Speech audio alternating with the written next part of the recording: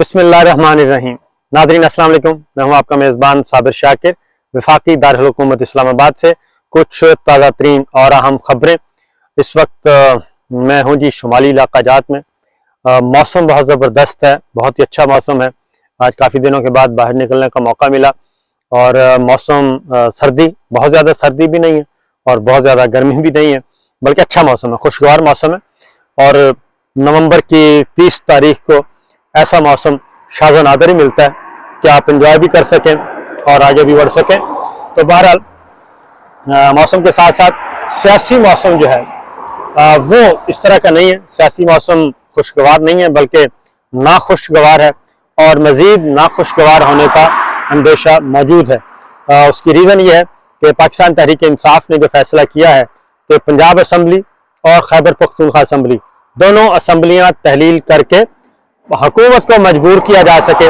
कि वो इलेक्शन करवाएं और हर सूरत में करवाएं। ये बहस चल पड़ी है और इमरान खान साहब के जो लॉन्ग मार्च को लोग समझ रहे थे कि ये बिल्कुल फ्लॉप हो गया है, नाकाम हो गया है, इसलिए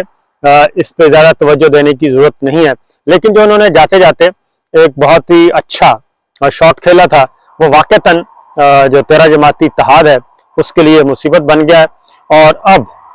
जो ये बात साबित हो रही है कि ये सारी इसकी कुंजी जो है सिस्टम की, वो वाक़तन इमरान खान साहब के पास है। वो जब तक चाहेंगे ये सिस्टम चलेगा और जब वो चाहेंगे सिस्टम धड़ाम से गिर जाएगा। उसकी रीज़न ये है कि 2 असम्बलियाँ अगर तहलील हो जाएं, सिंध असम्बली से MPs बाहर आ जाएं पाकिस्तान तहरीक इंसाफ के और कौमी असम्बली से पहले ही बाहर हैं, तो ऐसे सिस्टम को, ऐसे हुकूमती ढांचे को कोई भी कबूल करने के लिए तैयार नहीं है। न सिर्फ अंदरूनी मुल्क बल्कि बैरूनी दुनिया भी कोई मामला तय नहीं करती जिस निज़ाम का या जिस हुकूमत का कोई मॉरल और सियासी अथॉरिटी न रहे। इसलिए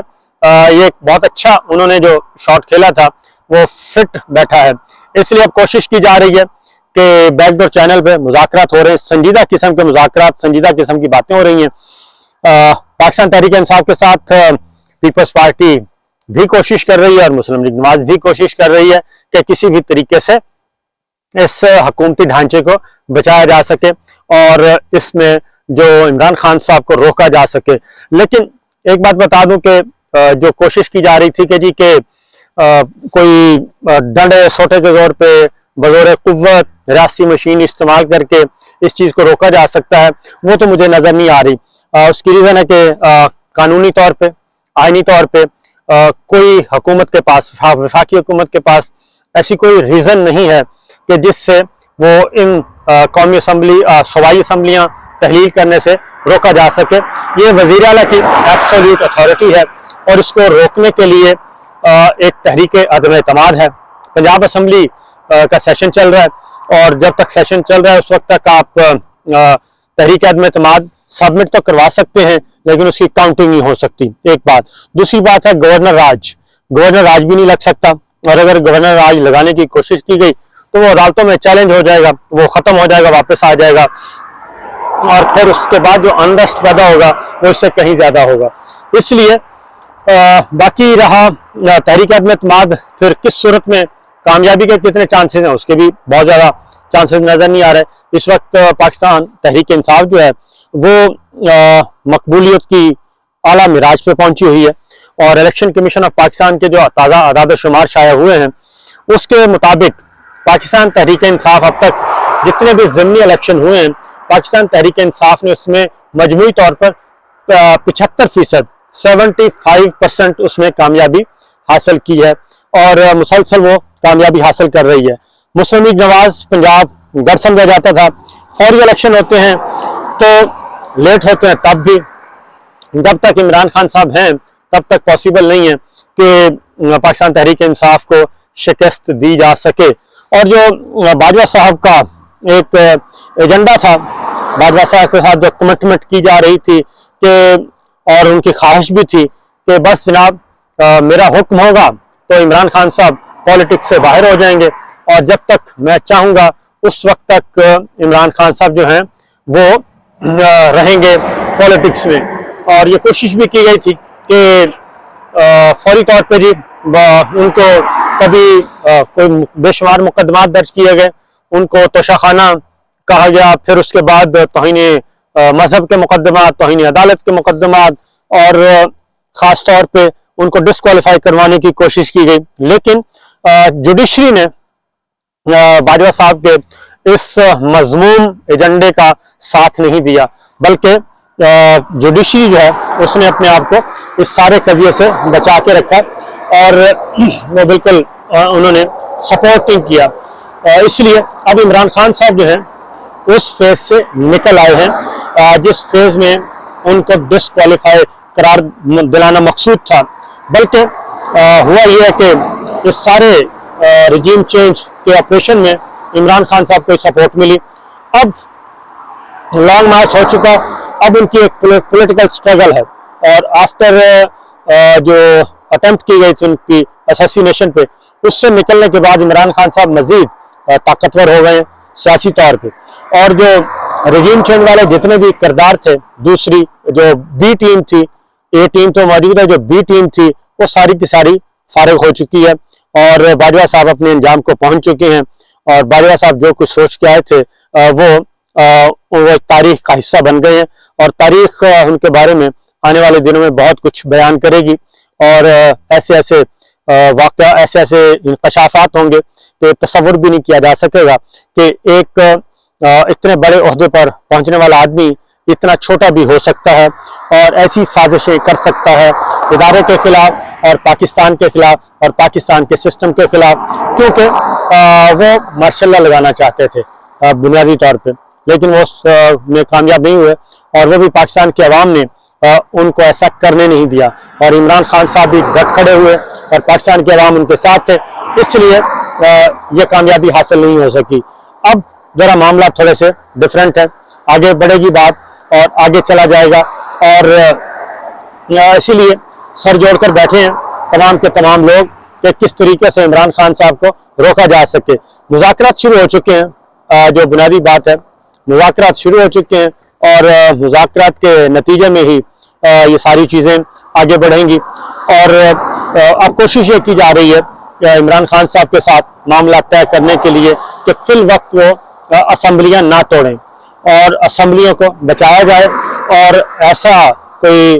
ایک کٹ آف ڈیٹ پہ پہنچ جایا جائے کہ جب تمام کے تمام الیکشن کے لیے تیار ہو جائیں، اور اس کی کوششیں کی جا رہی ہیں کہ الیکشن کی تیاری ایک مناسب وقت دے دیا جائے الیکشن کی تیاری کے لیے۔ اور اس کی میں آپ کو ریزن بتا چکا ہوں پہلے بھی کہ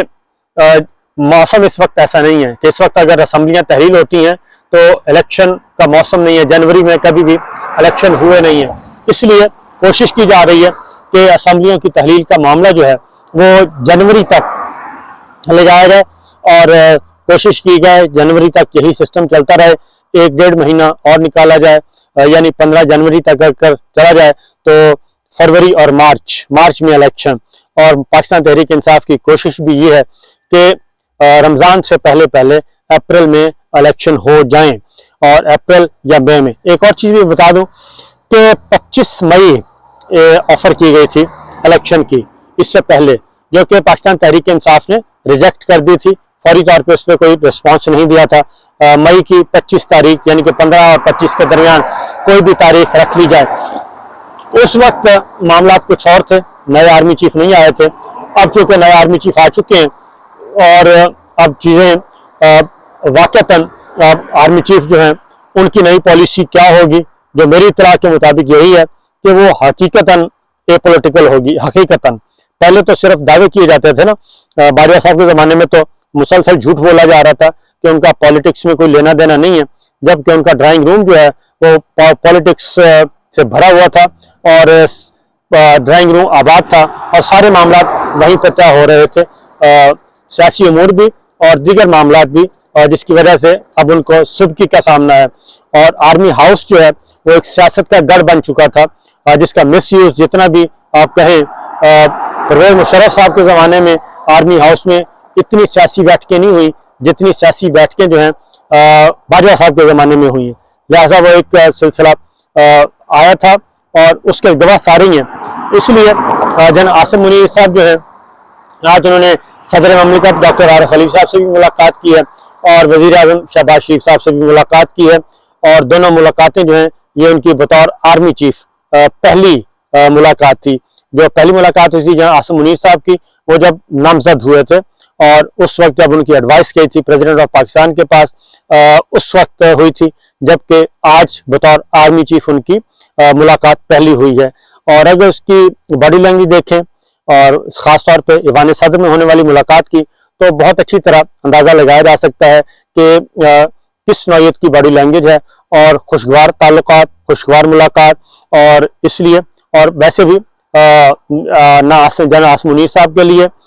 کوئی نیا کلچر ہے یا نیا ماحول ہے، اور نہ ہی پاکستان تحریک انصاف کے لیے۔ اور عمران خان صاحب کے ساتھ بھی بطور DGISI جنرل عاصم منیر کام کر چکے ہیں، اور جو ایک جو